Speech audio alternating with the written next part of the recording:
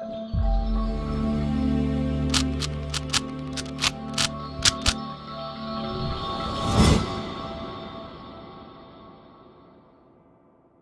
guys, welcome to Viva Classes. I hope you like my videos. If you like my videos, please like, share and subscribe our channel. आज हम आपके साथ discuss करेंगे class 12th maths important chapter है application of derivative के कुछ important previous year questions. तो बिना देरी के स्टार्ट करते हैं। 2015 के सैंपल पेपर में यानी 2000 के एग्जामिनेशन में आपके पास कौन सा क्वेश्चन आया था। देखिए हम सारे क्वेश्चन पिक नहीं कर सकते, तो हमने कुछ कुछ क्वेश्चंस आपके सामने पिक करे हैं जो थोड़े से डिफरेंट होंगे ऑब्वियसली। तो पहला क्वेश्चन हमारे सामने था, फाइंड लोकल मैक्सिमा और लोकल मिनिमा। आपके पास ये रेंज दे रखी थी, फाइंड लोकल मैक्सिमा और मिनिमा वैल्यू ऑल्सो। देखो एक होता है पॉइंट, एक होता है वैल्यू। पॉइंट का मतलब होगा x और वैल्यू का मतलब होगा y की वैल्यूज। ठीक है, तो ये क्वेश्चन बहुत तरीके से आता है, मैक्सिमा मिनिमा में भी, इंक्रीजिंग डिक्रीजिंग में भी, तो इसकी ट्रिक जानना बहुत जरूरी है। चलिए सबसे पहले आपको पता है चाहे मैक्सिमा मिनिमा हो चाहे इंक्रीजिंग डिक्रीजिंग, हमें फर्स्ट डेरिवेटिव लेना पड़ेगा। तो हमने सबसे पहले इसका डेरिवेटिव लिया, साइन एक्स का डेरिवेटिव क्या हो गया कॉस एक्स, और कॉस एक्स का डेरिवेटिव क्या हो गया माइनस साइन एक्स। फिर हमें फर्स्ट डेरिवेटिव को 0 के इक्वल रखना पड़ता है, चाहे लोकल मैक्सिमा मिनिमा निकालना हो चाहे इंक्रीजिंग डिक्रीजिंग निकालना हो। ये स्टेप कुछ कॉमन है ना। अभी जो साइन एक्स है ये वहां चला जाएगा। अब जब भी ऐसा फॉर्मेट आए तो हमेशा आपने याद रखना है कि इसे cos x से डिवाइड करना है। क्यों? क्योंकि हमारे पास हमें एक एंगल की कौन सी वैल्यूज है, फिलहाल तो यहाँ कोई वैल्यू ही नहीं है। आपके पास cos माइनस साइन एक्स के इक्वल कब कब होता है, हमें सारे एंगल्स बताने हैं, वो भी 0 से 360 डिग्री के बीच में।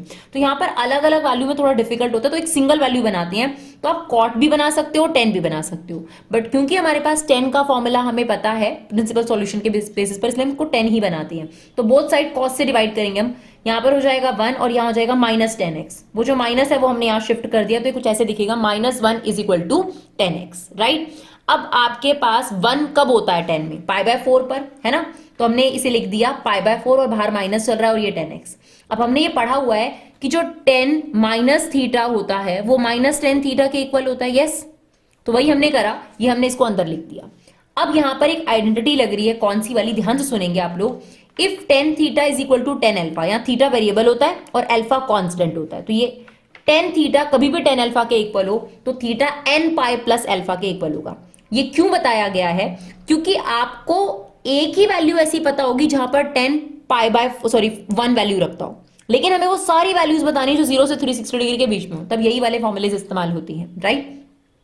तो अगर tan थीटा tan अल्फा के इक्वल हो तो थीटा किसके इक्वल होगा, n पाई प्लस अल्फा के। क्लियर? तो आपके पास यहां पर बस ध्यान रखना है, थीटा की जगह वेरिएबल आएगा यानी x, ये हो गया n पाई, और अल्फा की जगह किसने ले ली, -π/4। इट्स लाइक tan थीटा और ये हमारा tan अल्फा, तो हमें लिखना है n पाई प्लस, तो अल्फा कितना है -π/4। अब यहाँ n क्या है, n एक इंटीजर होता है जिसमें आप 0, 1, -1, 2, -2 ये सारी वैल्यूज रखते जाओगे, ठीक है। और हमें लेकिन जो वैल्यूज लेनी है वो याद रखनी है कि जो हमारा आंसर आना चाहिए वो 0 से 2 पाई के बीच में आना चाहिए। तो सबसे पहले मैंने 1 रखा, सॉरी 0 रखा, 0 रखने पर -π/4 आ रहा है जो मैं एक्सेप्ट नहीं कर सकती क्योंकि मुझे x की वैल्यू जो है वो 0 से 2 पाई, तो पॉजिटिव एंगल्स है ना ये। फिर मैंने रखा n की वैल्यू 1 रखा, तो पाई माइनस π/4 कितना हो गया, 3π/4, और ये जो वैल्यू है ये इसके अंदर भी पड़ती है, तो ये मैंने एक्सेप्ट कर ली। फिर मैंने इसमें रखा माइनस पर, -1 भी रख सकती हूँ क्योंकि नेगेटिव एंगल्स मेरे नहीं हो सकते। फिर मैंने रखा 2 पाई में से π/4 माइनस करा 7π/4, ये भी एक्सेप्टेबल है। फिर मैंने रखा 3, तो 3 पाई माइनस π/4 की वैल्यू जो है वो इससे बड़ी हो जाएगी, तो इसका मतलब मेरे पास सिर्फ 2 वैल्यूज आई जो इस रेंज के अंदर आती है, और जिसमें 10 की जो वैल्यू होगी वो -1 होगी, यानी दोनों वैल्यूज पर 10 की जो वैल्यू होगी वो कितनी होगी, -1। अब लोकल मैक्सिमम मिनिमम में क्या होता है, तो ध्यान रखिएगा। अब लोकल मैक्सिमम मिनिमम में 2 टेस्ट हैं, first derivative test, second derivative test. अगर आपके पास x की वैल्यू 2 आ जाए यानी 1 से ज्यादा आ जाए तो आप फर्स्ट डेरिवेटिव टेस्ट के लिए जा सकते हो, ये बात याद रखनी है आपने, ठीक है ना। तो यहां पर 2 वैल्यूज आ गई तो हम फर्स्ट डेरिवेटिव टेस्ट के लिए जा सकते हैं, और जो ये वैल्यूज है फंक्शन में रखेंगे। इंक्रीजिंग डिक्रीजिंग में जो वैल्यूज होती हैं वो f' में रखी जाती हैं, और मैक्सिमम मिनिमम में जो वैल्यू है या तो fx में रखी जाती है, सेकंड डेरिवेटिव में रखी जाती है, ये बात याद रखनी है, ठीक है। तो मैंने जो ये वैल्यू है इनको फंक्शन में डाल दिया, ठीक है ना। अब cos 3π/4 का मतलब कितना हो गया आपके पास, 135 डिग्री, है ना, जिसको हम लिख सकते हैं 90 × 1 + 45 डिग्री।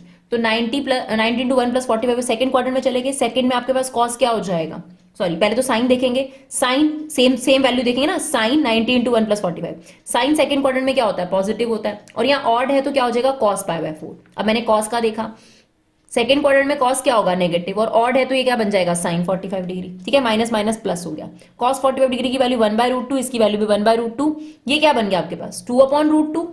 अब इसको आप क्या कर सकते हो, कट कर सकते हो ना, और यहाँ क्या बच जाएगा आपके पास √2। सेम हमने रखा 7π/4, 7π/4 आपके पास आ गया 90 इंटू 3 प्लस 45 डिग्री। थर्ड में कुछ भी प्लस करोगे फोर्थ क्वाड्रेंट में चले गए, फोर्थ में साइन क्या होगा नेगेटिव होगा, तो यहाँ हमने नेगेटिव लगा दिया, और यहाँ देखो ऑड लिखा हुआ है 3, तो आंसर आ जाएगा cos 45 डिग्री। ये देखो सेम यहां पर हमने लिखा cos 90 इंटू 3 प्लस 45 डिग्री, इससे आ गया माइनस साइन π/4, तो ये आ जाएगा -1/√2 -1/√2, तो यहां पर आपकी वैल्यू कितनी आ गई -√2। अब ध्यान से समझना है, दो वैल्यू में से जो बड़ी वैल्यू है वो होगी मैक्सिमम वैल्यू, और ये हो गया मैक्सिमम पॉइंट, ये हो गई मिनिमम वैल्यू, और ये हो गया मिनिमम पॉइंट, राइट। 2015 में ये क्वेश्चन आपके पास आया हुआ था। अब हम देखते हैं आगे। अब देखिए 2016 में भी सेम क्वेश्चन पूछा, लेकिन इंक्रीजिंग डिक्रीजिंग में पूछा, थोड़ा फॉर्मेट भी बदल दिया। तो चलो फटाफट से देखते हैं।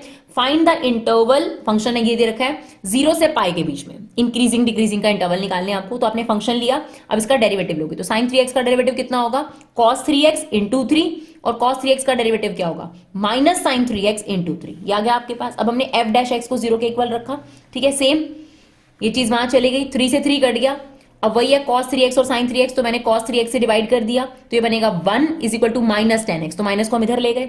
सेम मैंने क्या लिख दिया tan 3x is equal to, इसको क्या लिख सकते हो आप -10π/4, अभी जो माइनस है ये क्या चला जाएगा अंदर, बिल्कुल सेम चीज अभी हमने पीछे करी है, लेकिन वो हमने करी मैक्सिमम मिनिमम में, अब हम किस में कर रहे हैं इंक्रीजिंग डिक्रीजिंग में। तो मैंने आपके सामने फॉर्मुला लिखा था, अगर tan थीटा tan अल्फा के इक्वल हो तो थीटा किसके इक्वल होगा nπ प्लस अल्फा ना, थीटा क्या है आपके पास ये ध्यान रखना, तो 3x is equal to nπ plus alpha, alpha -π/4 हो गया। अब हमें निकालनी होती है x की वैल्यू, तो 3 चला जाएगा नीचे, तो ये हो जाएगा nπ/3 और ये हो गया π/12, राइट। अब n की वैल्यू 0 1 -1 इंटीजर्स होती है n की वैल्यू, पर हमें ध्यान रखना है कि हमें जो वैल्यू चाहिए अब 0 से पाई के बीच में चाहिए, तो नेगेटिव एंगल्स तो हो नहीं सकते, तो नेगेटिव वैल्यू रखने का कोई फायदा नहीं है। मैंने 0 रखा तो -π/12 आएगा, वो तो हो ही नहीं सकता। फिर मैंने 1 रखा, 1 रखने पे मेरे पास π/4 आ गया, और π/4 डेफिनेटली एक्सेप्टेबल वैल्यू है आपके पास, क्योंकि x की वैल्यू 0 से पाई के बीच में आ रही है, तो ये हो गई आपके पास।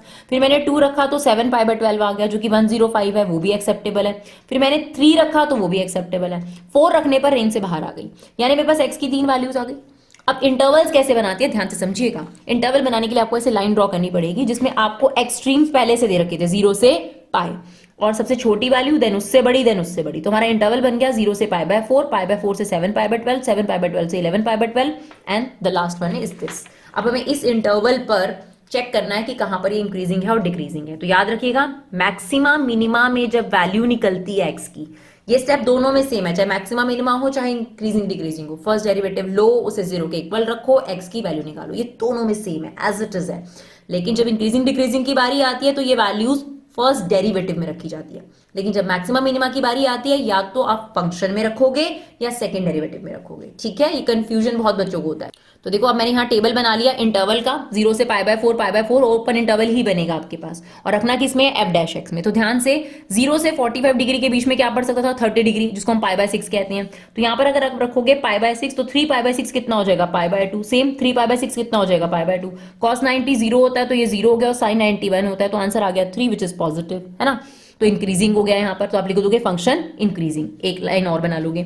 अब 45 डिग्री से 105 डिग्री के बीच में 90 डिग्री आता है, तो π/2 पुट कर दिया, तो ये बन गया 3π/2, ये बन गया 3π/2। अब ध्यान से सुनिएगा, थर्ड क्वाड्रेंट में आपके पास कॉस, इसकी वैल्यू से हमें मतलब नहीं है, सिर्फ नेगेटिव पॉजिटिव से। अब थर्ड क्वाड्रेंट है ये 90 इंटू 3 है ना, 90 इंटू 3 प्लस 0 डिग्री, इसको कैसे लिख सकते हो 90 into 3 plus 0 degree. Third quadrant में कॉस क्या होता है आपके पास नेगेटिव, साइन भी क्या होता है नेगेटिव, और नेगेटिव नेगेटिव वैल्यू जब प्लस होंगी तो फाइनल आंसर तो नेगेटिव ही आएगा ना।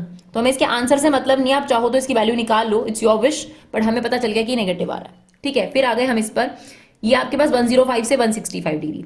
अब आप यहाँ पे 120 डिग्री ले सकते हो, आपको ऐसे वैल्यूज लेने हैं कि 90 इंटू करने पर उसमें या तो 30 डिग्री बचे, या 45 डिग्री बचे, या 60 डिग्री बचे। तो या तो आप 120 डिग्री ले लो, या आप 135 डिग्री ले लो, या आप 150 डिग्री ले लो, इट्स योर विश। तो मैंने ले लिया 150 डिग्री, ठीक है ना। तो मैं π/6 रखूंगी, 5π/6, तो 3 से कट कर ये बन जाएगा 5π/2, 5/2। अब ये वही है 90 into fifth quadrant. Fifth quadrant कौन सा हुआ, after school to college first में ही आ गए। अब फर्स्ट क्वाड्रेंट में ये क्या होगा पॉजिटिव होगा, ये भी क्या होगा पॉजिटिव होगा। जब दोनों वैल्यूज पॉजिटिव होंगी तो पॉजिटिव को ऐड करके हमारा आंसर क्या आएगा पॉजिटिव। अब देखो ये एक फॉर्मेट होता है, पॉजिटिव नेगेटिव पॉजिटिव, तो नेक्स्ट क्या होगा नेगेटिव। वैसे आप चाहो तो इसमें से कोई एक बीच की वैल्यू निकाल कर उस पर चेक कर सकते हो कि आपके पास ये इंटरवल क्या आ रहा है, राइट। चलिए देखते हैं 2017 का एग्जाम। लेकिन हाँ, ये जो फॉर्मेट है ये 100% नहीं चलता, लेकिन जब आपके पास समय कम हो तो you can go for this, otherwise आप इस ट्रिक से ना करें, आप डायरेक्ट वैल्यू भी चेक कर सकते हैं, ठीक है। चलिए एक और क्वेश्चन देखते हैं, ये भी पेपर में बहुत बार तरह तरह से पूछा जा रहा है। A metal box with a square base, specially mention कर दिया कि ये बॉक्स है, तो बॉक्स या तो क्यूब होता है क्यूबॉइड होता है, तो इसने बोला इसका बेस स्क्वायर है। जब सिर्फ बेस स्क्वायर बोल रहा है तो इसका मतलब क्यूबॉइड ही है, तो मतलब लेंथ और ब्रेथ तो सेम है इसकी, लेकिन हाइट अलग ही होगी। And vertical side to contain 1024, तो इस बॉक्स का वॉल्यूम है, क्योंकि सेंटीमीटर क्यूब में क्या दे रखा होता है वॉल्यूम, तो ये इसका वॉल्यूम दे दिया आपको। The material for the top and bottom cost ₹5 पर स्क्वायर मीटर। अब जो आपने बॉक्स बनाना है, इसका जो बॉटम और टॉप होगा इस बॉक्स का, ये जो बॉक्स है ये स्क्वायर बॉक्स है, देखो आपके पास इस बॉक्स का जो टॉप और बॉटम है उसका कॉस्ट ₹5 है, और बाकी जो 4 साइड्स पे मटेरियल लगेगा वो ₹2.5 के हिसाब से आपको मिल जाएगा। Find the least cost of the box. ऐसे क्वेश्चन में जो मैक्सिमम मिनिमम के क्वेश्चन होते हैं, मेरा तरीका ये है कि मैं 3 चीजें निकालती हूं। सबसे पहले मुझे ये 3 चीजें चाहिए। मैंने यहाँ फिगर डिराइव करी, ये स्क्वायर बेस था तो ये एक्स हो गया, ठीक है ना। और ये मेटल बॉक्स पूरा बनाना है हमने, ऊपर के लिए अलग कॉस्ट है और 4 साइड्स के लिए अलग कॉस्ट है जो मटेरियल हमें इस बॉक्स को बनाने के लिए चाहिए। गिवन क्या है, पहले से मुझे इस बॉक्स का वॉल्यूम दे दिया। फाइंड करने को क्या कहा है, फाइंड द लीस्ट कॉस्ट, तो मुझे फाइंड करनी है कॉस्ट और मिनिमाइज करनी है कॉस्ट। तो ये 3 चीजें मुझे चाहिए। अब स्टार्ट कहां से करना है, यहां से, जो मिनिमम और मैक्सिमम करना हो। तो कॉस्ट फंक्शन मुझे बनाना पड़ेगा। यहां पर क्या डिराइव करना पड़ेगा, कॉस्ट फंक्शन। ध्यान से समझिएगा, कॉस्ट फंक्शन ही डिराइव करना सबसे मेन है। तो अगर आप ध्यान से देखोगे, सबसे पहले मुझे वॉल्यूम दे रखा है यहाँ पर, उससे मैं एक इन्फॉर्मेशन निकालूंगी। वॉल्यूम क्या होगा, बॉक्स का length into breadth into height. Length भी एक्स है, ब्रेथ भी एक्स है, क्योंकि स्क्वायर बेस था, हाइट अलग थी, तो x square into y is equal to this, y की वैल्यू मैंने निकाल ली। अब मैं यहाँ पे कॉस्ट फंक्शन आपके सामने डिराइव करके दिखाऊंगा। तो ये देखो, ध्यान से समझना है, ये हमारे पास बॉक्स था। अब देखो ये स्क्वायर बेस है, तो जो नीचे वाला एरिया होगा उसका एरिया क्या होगा, एक्स स्क्वायर, और ऊपर वाले का एरिया भी एक्स स्क्वायर होगा। तो x square plus x square, base का एरिया कितना हो गया, 2x स्क्वायर। और बेस के लिए उसने कॉस्ट बोली थी ₹5 पर स्क्वायर मीटर के हिसाब से, तो ये हो गया बेस का खर्चा। अब आया 4 साइड्स का खर्चा। ध्यान से समझिएगा, इसे हम ले रहे हैं y। तो इस वाले रेक्टेंगल का एरिया क्या आएगा, x इंटू वाई, यानी इस वाले रेक्टेंगल का एरिया x इंटू वाई। इसके सामने वाले का भी क्या हो गया, x इंटू वाई। कितने x y हो गए, 2xy हो गए। सेम देखो, ये x है और ये y है, तो इस वाले का एरिया क्या हो गया, x इंटू वाई, और इसके सामने वाले का भी क्या होगा, x इंटू वाई। तो बेसिकली जो ये 4 चीजें हैं, ये कितनी हो गई, इनका एरिया कितना हो गया, सेम एक्स वाई। तो ये हो जाएगा 4xy इंटू में 2.50, यानी इसे आप कर्व्ड सरफेस एरिया बोल सकते हो और इसे एरिया ऑफ द बेस बोल सकते हो। तो एरिया ऑफ द बेस है 2x स्क्वायर इंटू 5, और इसकी कॉस्ट अलग थी, तो ये हमारा कॉस्ट फंक्शन बनकर तैयार हो गया। अब प्रॉब्लम कहां आती है कि दोनों में से एक वेरिएबल आपको हटाना पड़ेगा, तो मैंने पहले ही कर दिया, क्योंकि वॉल्यूम मुझे दे रखा था, वॉल्यूम में से मैंने y की वैल्यू निकाल ली थी, वो मैंने यहां पे उठा के रख दी, क्योंकि मेरे पास वॉल्यूम क्या दे रखा था, x square y is equal to 1024। तो y की वैल्यू कितनी आ गई, 1024 अपॉन में एक्स स्क्वायर। ये पुट कर दी हमने y की वैल्यू। अब आप देखो, ये इससे कैंसिल आउट हो जाएगा, ये बन गया 10x स्क्वायर प्लस, इसके बनने के बाद क्वेश्चन में कोई दम नहीं होता, उसके बाद बहुत आसान है। अब आपने इसका डेरिवेटिव लेना है, इसे 0 के इक्वल रखना है, x की वैल्यू आएगी, सेकंड डेरिवेटिव को पॉजिटिव प्रूव करना है। तो हमने इसका डेरिवेटिव लिया, ये आ गया 20x। 10240 को एज इट इज लिखो, 1 अपॉन एक्स का डेरिवेटिव होता है -1 अपॉन एक्स स्क्वायर। अब इसे हमें किसके इक्वल रखना है, 0 के इक्वल। तो मैं एलसीएम नहीं लेती, मैं इसे जनरली राइट साइड पे ले आती हूँ, ज्यादा बेटर लगता है मुझे। ये इधर चला गया x क्यूब, 20 से डिवाइड करोगे 512। अब 512 8 का क्यूब होता है, नहीं पता था मैम, कोई बात नहीं, आप एक काम करो, क्यूब रूट ले जाओ 512 पर, और आप इसके प्राइम फैक्टर्स कर लो, आपको प्राइम फैक्टराइजेशन में बात मिल जाएगी। तो अब 3 के बदले में 1 बाहर आएगा, तब भी आपको पता चल जाएगा कि इसका आंसर कितना है, 8। ठीक है, तो x की वैल्यू 8 आ गई। अब हमें लीस्ट कॉस्ट निकालनी थी, तो वैसे तो पहले हमें मिनिमाइज करना चाहिए, बट मैं जनरली पहले ही कॉस्ट निकाल देती हूं। तो मेरे पास कॉस्ट फंक्शन ऑलरेडी बना हुआ, ये रहा, ठीक है ना। तो यहां मैंने x की वैल्यू डालकर लीस्ट कॉस्ट पहले ही निकाल दी, ठीक है ना। अब आपने क्या करा, जो डेरिवेटिव था उसका सेकंड डेरिवेटिव लोगे, 20x का 20 हो गया, 1 अपॉन एक्स स्क्वायर का कितना हो जाएगा, -2 अपॉन एक्स क्यूब, राइट। अब आपने यहां पर x की वैल्यू डाल दी, मैंने इसे सॉल्व नहीं करा, ये आप कर सकते हैं, बट आंसर 100% क्या आने वाला है, पॉजिटिव। तो अगर आपके पास सेकंड डेरिवेटिव पॉजिटिव आ जाए तो ये क्या होता है, आपके पास मिनिमम प्रूव कर देता है। तो इसका मतलब कॉस्ट मिनिमम है अगर x की वैल्यू 8 होगी, और मिनिमम कॉस्ट तो मैंने पहले ही निकाल ली थी 1920। देखो सेम क्वेश्चन 2018 में भी आया, बस फर्क इतना है कि इसमें वैल्यूज नहीं दे रखी, ठीक है ना। सेम क्वेश्चन है, बहुत कंसेप्चुअल सेम है, आपने जो भी 2017 में देखा।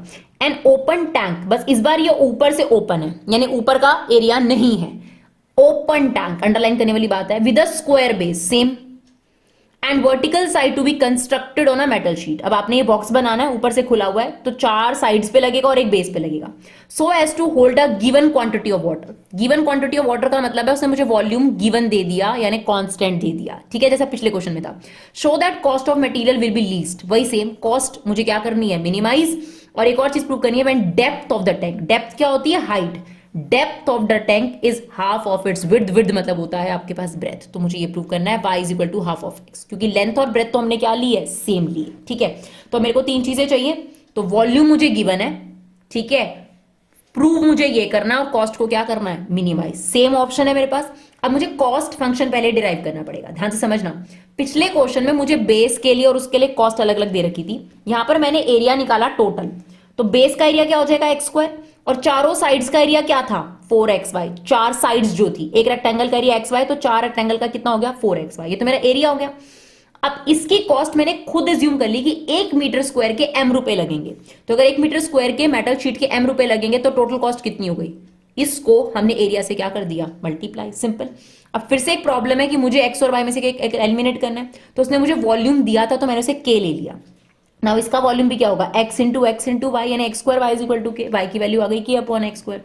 सेम क्वेश्चन है, बस विदाउट वैल्यूज आ जाएगा तो बच्चा घबरा जाता है, तो y की वैल्यू आ गई k upon x square, same हमने इसको कट कर दिया, ये फंक्शन आ गया। अब हमने इसका डेरिवेटिव लिया, तो एक्स स्क्वायर का derivative 2x, 4k as it is, 1 upon x का डेरिवेटिव कितना हो गया, माइनस 1 अपॉन एक्स स्क्वायर, इसे 0 के इक्वल रखेंगे, तो मैं एलसीएम नहीं लेती, मैं इसे राइट साइड पे ले जाती हूँ, सेम ये एक्स क्यूब यहाँ आ गया। अब ये 2 से आप इसे कट कर दोगे तो एक्स क्यूब की वैल्यू 2k आ गई, तो x की वैल्यू जरूर निकालनी है, तो ये हो जाएगा 2k की पावर 1/3, छोड़ दिया आपने यहां पर। अब हमें क्या करना होता है, जो भी प्रूव वाला या फाइंड वाला काम होता है मैं फर्स्ट डेरिवेटिव में ही कर देती हूँ, तो मुझे प्रूव करना है कि जो y था वो हाफ ऑफ x है। तो ध्यान से सुनना, अब हम क्या करेंगे, ये जो x की वैल्यू निकाल ली, अब जो यही वाला स्टेप है इसे यूज करेंगे दोबारा से, x cube as it is, जो भी आपने एज्यूम किया होता है ना उसको वापस रख दो प्रूफ के लिए, k क्या था एक्स स्क्वायर, y उसे रख दो, k की वैल्यू एक्स स्क्वायर वाई रख दी। अब देखो ये इससे कट गया, क्या बचा, x is equal to 2y, यानी हाफ ऑफ, ये प्रूव हो गया हमारे पास। अब बस एक काम रह गया सेकंड डेरिवेटिव, और सेकंड डेरिवेटिव हमारे पास क्या आना चाहिए, नेगेटिव आना चाहिए, पॉजिटिव आना चाहिए, क्योंकि मिनिमम करना है।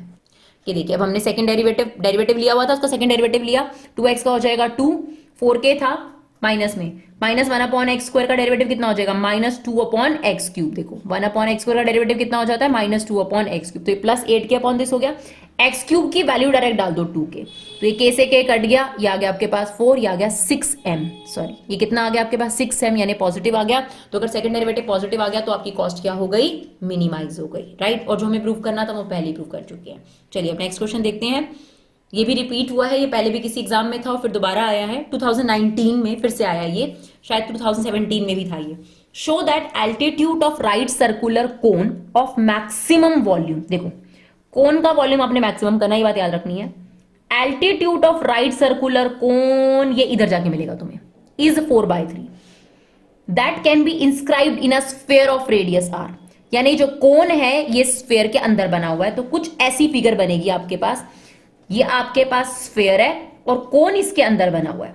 और एक बात उसने क्लियर कर दी कि कोन जो रेडियस है वो मैं दे रहा हूं आपको, तो आप बताओ स्फीयर के अंदर इकलौती चीज रेडियस ही होती है, तो इसका मतलब तो मेरा पूरा स्फीयर तो कांस्टेंट हो गया, यानी स्फीयर के वॉल्यूम को तो हम मिनिमाइज मैक्सिमाइज कर ही नहीं सकते, क्योंकि वो तो कांस्टेंट गिवन है। हमें किसके वॉल्यूम को मैक्सिमाइज करना है, कोन के वॉल्यूम को। ये इन्फॉर्मेशन है आपके पास, ये आपको आर दे रखा था, ये मैंने सेंटर ले लिया, यहां से लेकर यहां तक, यहां से लेकर यहां तक ये रेडियस हो गया, ठीक है ना। तो अब मुझे 3 चीजें चाहिए, गिवन क्या है, तो जो ये आर है ये मेरे लिए कांस्टेंट ट्रीट होगा, और मुझे क्या प्रूव करना था, एल्टीट्यूड, बीच में बकवास आ गई, एल्टीट्यूड इज 4r/3, किसका एल्टीट्यूड, ऑब्वियसली कोन का, तो मैंने कोन का एल्टीट्यूड यानी हाइट ले ली h, वो मुझे प्रूव करनी है 4r/3, और मैक्सिमम करना है किसका वॉल्यूम, ऑब्वियसली कोन का, है ना, क्योंकि उसका तो स्फीयर का तो हमें दे ही रखा है रेडियस, तो मैंने 1/3 पाई r स्क्वायर h लिखा। अब मुझे r और h की वैल्यू निकालनी पड़ेगी, तो ध्यान से समझिएगा, मैंने इतने से पोर्शन को x लेट कर लिया, क्या लेट कर लिया x, और ये तो मैंने r ले ही रखा है। अब यहां पे पाइथागोरस थ्योरम लगा सकते हैं हम, small r square is equal to r square plus x square, ठीक है ना। और जो इसकी हाइट है, ये देखो जो एल्टीट्यूड है वो क्या हो जाएगा r प्लस x, जिसमें r तो कांस्टेंट या सिर्फ x ही वेरिएबल है, तो मैंने यहाँ पर आर स्क्वायर की वैल्यू डाल दी which is r square minus x square, और h की वैल्यू आ गई r प्लस एक्स। तो एक सिंगल वेरिएबल हो गया x। अब कोई प्रॉब्लम नहीं है, अब इसका डेरिवेटिव लेंगे, 0 के इक्वल रखेंगे और सेकंड डेरिवेटिव को नेगेटिव प्रूव करेंगे। तो π/3 एज इट इज, दोनों में प्रोडक्ट 2 लगेगा, इसका डेरिवेटिव ये 0 क्योंकि कांस्टेंट है माइनस 2x, ये एज इट इज। इसका डेरिवेटिव क्या हो जाएगा, r का 0 x का 1, ये एज इट इज। फिर मैंने इसे अंदर इनटू कर दिया, सिंप्लीफाई करा तो मेरे पास ये क्वाड्रेटिक इक्वेशन बन गई। अब मैं इसे किसके इक्वल रखूंगी, 0 के इक्वल। तो ध्यान रखिएगा, एक तो π/3 वहां जाके 0 हो जाएगा और इसमें से मैं माइनस कॉमन ले लूंगी, तो ये बन जाएगा 3x square plus 2xr minus r square equal to 0। देखिए क्या आ गया आपके पास। अब इसकी मिड टर्म स्प्लिटिंग करनी है हमने। मल्टीप्लाई करने पर आपको 3r स्क्वायर चाहिए, एडलेस करने पे आपको 2r चाहिए, तो 3r और 1r आ गया, तो इसको हमने लिख दिया 3xr minus 1xr minus r square. अब इनकी ग्रुपिंग कर ली, 3x कॉमन आ गया, x प्लस r, इसमें से r कॉमन है, x प्लस r। दोनों को 0 के इक्वल रखा तो x की वैल्यू माइनस r आ रही है, वो तो पॉसिबल नहीं है, नेगेटिव नहीं हो सकता। x की वैल्यू कितनी आ गई, r/3। अब इसमें क्या प्रूफ करना था, एल्टीट्यूड को 4r/3 प्रूफ करना था, और मैंने आपको पहले ही कहा है कि प्रूफ दैट या फाइंड वाली कोई भी चीजें मैं पहले ही कर दूंगी। तो मेरे पास हाइट की वैल्यू क्या थी, x प्लस r, तो x की वैल्यू हमने निकाल ही लिया r/3 प्लस, तो ये हमारा प्रूफ भी हो गया। अब बस एक ही काम करना बाकी है कि हमें मैक्सिमाइज करना है। तो हमारे पास ये फर्स्ट डेरिवेटिव दे रखा था, हम इसका दोबारा डेरिवेटिव लेंगे, हो जाएगा माइनस 6x और ये हो जाएगा माइनस 2r, क्योंकि x का डेरिवेटिव 1। अब यहाँ x की वैल्यू डाल दीजिए, जब हम x की वैल्यू डालेंगे तो सॉल्व करके हमारा आंसर क्या आ रहा है, नेगेटिव। तो अगर सेकंड डेरिवेटिव आपके पास नेगेटिव आ रहा है, दैट मीन्स वॉल्यूम जो है वो मैक्सिमम है और h आपके पास ये है। और अगर आपसे कहे कि वॉल्यूम भी निकालो, तो चलो वॉल्यूम भी निकाल देते हैं। ये आपका वॉल्यूम था, इसमें x की जगह डालो r/3, तो ये r स्क्वायर अपॉन 9 r/3, ये कितना हो गया 9r minus r square, 8r square by 9, ये हो गया 4r/3। इसमें से आप 8/27 कॉमन ले लोगे तो 4r/3 πr³ आ गया, यानी यहाँ पे एक रिलेशनशिप एस्टेब्लिश हो गया। ये किसका था, वॉल्यूम ऑफ कोन। 8/27 किसके इक्वल प्रूफ हो गया, वॉल्यूम ऑफ स्फीयर के, राइट। चलिए देखते हैं नेक्स्ट क्वेश्चन। 2022 में आपके पास ये क्वेश्चन आया था, find the dimensions of rectangle, यानी आपको x और y निकालना है। पेरीमीटर ऑफ 36 सेंटीमीटर, मतलब आपके पास एक rectangle elated with this sheet is, rectangular shape में है ये, और एक एग्जांपल के तौर पे ये आपको x दे रखा है और ये आपको y दे रखा है। अब वो ये कह रहा है कि आपने इस शीट से क्या बना दिया, सिलेंडर बना दिया, ऐसे फोल्ड करके सिलेंडर बना दिया, ठीक है ना। तो अगर आप देखोगे तो सिलेंडर बनने पर जो ये y थी ये हाइट हो गई, और जो ये x है ये क्या बन गया, सिलेंडर का सरकमफ्रेंस, है ना, सिलेंडर का सरकमफ्रेंस। तो यही सिचुएशन यहां पर दे रखी है आपको इस क्वेश्चन के अंदर, कि आपके पास ये रेक्टेंगल था जिसमें ये x था ये y था, इसे आपने रिवॉल्व कर दिया, ये आपके पास एक सिलेंडर शेप ले लेता है। तो जो आपके पास सरकमफ्रेंस है वो क्या हो गई x, और जो हाइट है वो हो गई y, तो हमें रेडियस चाहिए होगी।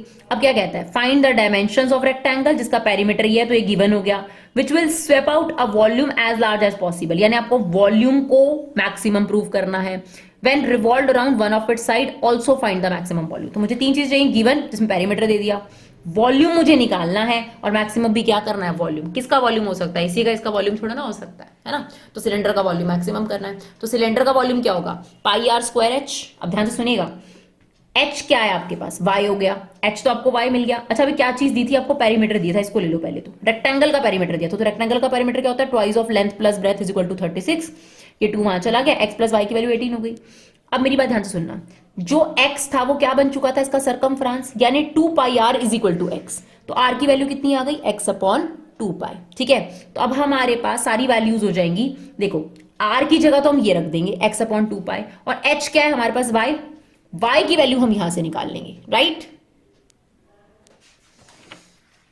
ठीक है, y की वैल्यू कितनी आ जाएगी आपके पास, 18 माइनस एक्स, ठीक है ना। ये पहले मैंने r की वैल्यू रख दी, अब आपके पास y की वैल्यू भी रख दी 18 माइनस एक्स। तो जो पूरा क्वेश्चन है ये x की टर्म में डिपिक्ट हो गया, 1/4y को हमने एज इट इज ले लिया, ये अंदर मल्टीप्लाई कर दीजिए 18x square minus x cube. अब आपने इसका डेरिवेटिव लेना है, तो 1/4y एज इट इज, ये हो गया 36x और ये हो गया 3x स्क्वायर। इसे 0 के इक्वल रखा, 4π वहां चला जाएगा, तो आपके पास x की वैल्यू कितनी निकल कर आ गई, 12। अब हमने सेकंड डेरिवेटिव ले लिया, 1/4y एज इट इज, ये हो गया 36, ये हो गया -6x। इसमें x की वैल्यू डालो, नेगेटिव आंसर आएगा, तो मतलब आपके पास मैक्सिमम भी प्रूव हो गया। अब हमें लास्ट में क्या करना था, वॉल्यूम भी निकालना था। तो ये रहा आपके पास वॉल्यूम, इस वॉल्यूम में x की वैल्यू डाल दीजिए, आपके पास मैक्सिमम वॉल्यूम भी आ जाएगा। एक और इंक्रीजिंग डिक्रीजिंग का हमें क्वेश्चन बहुत बढ़िया मिला, सॉरी रेट ऑफ चेंज का, वो भी हम आपके साथ डिस्कस कर रहे हैं लास्ट। देखिए क्वेश्चन बहुत बढ़िया है। For the curve this if x increases at the rate of, ठीक है, ये हमें y दे रखा था और ये हमें दे रखा था x इंक्रीजेज एट द, तो dx/dt दे दिया 2 सेंटीमीटर पर सेकेंड। ध्यान से सुनना स्टेटमेंट को, find the rate of change, find the rate of change of the slope of curve. पहली बात ध्यान सुनो, किसी भी कर्व की स्लोप होगी dy बाई डी एक्स। अब ये क्या बोल रहा है, स्लोप में चेंज देखो, ठीक है। तो बेसिकली आपको क्या फाइंड आउट करना है, इसको समझना है। स्लोप हो गई dy बाई डी एक्स और उसमें रेट ऑफ चेंज देखना है, तो derivative with respect to t, क्योंकि जिसमें आपको रिस्पेक्ट ऑफ डेरिवेटिव दे रखा है वो तो होगा ही होगा। तो बेसिकली पहले आपको dy बाई डी एक्स निकालना है, फिर उसका t के रिस्पेक्ट में डेरिवेटिव निकालना है, ठीक है ना। तो पहले हमने dy बाई डी एक्स निकाला, ये आ गया 5 माइनस 6x²। फिर इसका डेरिवेटिव t के रिस्पेक्ट में लिया तो ये तो कि 0, ये हो गया 12x। x का दोबारा लेंगे dx बाई dt। तो अब आप dx बाई dt की वैल्यू डाल दो, और जो x की वैल्यू दे रखी होती है वो सबसे लास्ट में ही पुट होती है। तो x की वैल्यू डाल दो, आपके पास आंसर आ जाएगा -72 units per second. I hope you like my videos. If you like my videos, please like, share and subscribe our channel. Please support our channel. Thank you so much guys for love and support. Keep supporting our classes.